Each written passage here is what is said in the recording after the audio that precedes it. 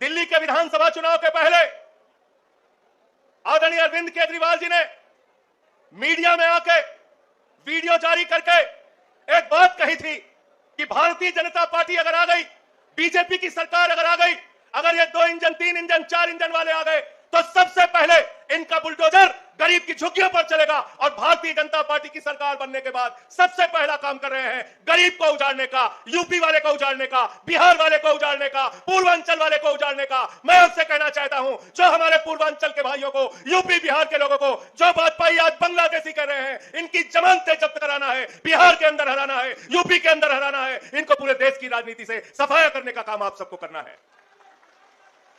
मुझे शर्म आती है, आपके घर में बीजेपी के नेता रात में रुकते थे, सांसद रुकते थे, बीजेपी के विधायक रुकते थे, उनके बड़े बड़े केंद्रीय मंत्री रुकते थे और कहते थे चिंता मत करना, जहां झुकी है वहीं मकान देंगे, ये प्रधानमंत्री की गारंटी है, ये मोदी जी की गारंटी है। अरे आपको तो पहले समझ लेना चाहिए कि ये लोग, इनकी पार्टी का नाम भारतीय जनता पार्टी नहीं है, इनकी पार्टी का नाम है भारतीय झूठा पार्टी। पूरे देश, पूरी दुनिया में सबसे ज्यादा झूठ बोलने वालों की पार्टी।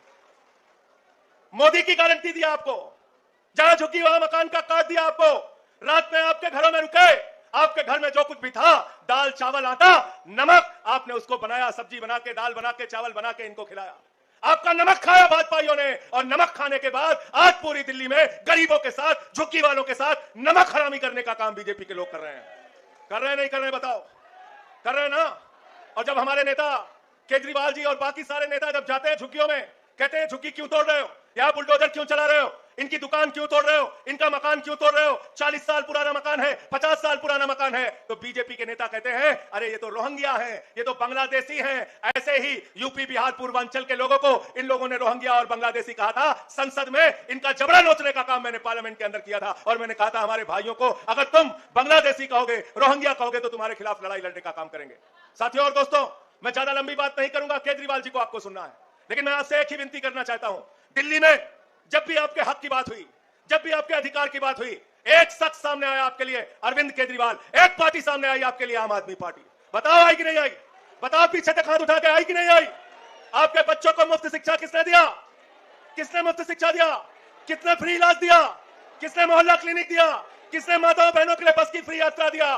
किसने बुजुर्गों की पेंशन दिया? किसने बुजुर्गों की तीर्थ यात्रा कराई? किसने झुग्गियों के लिए लड़ाई लड़ने का काम किया?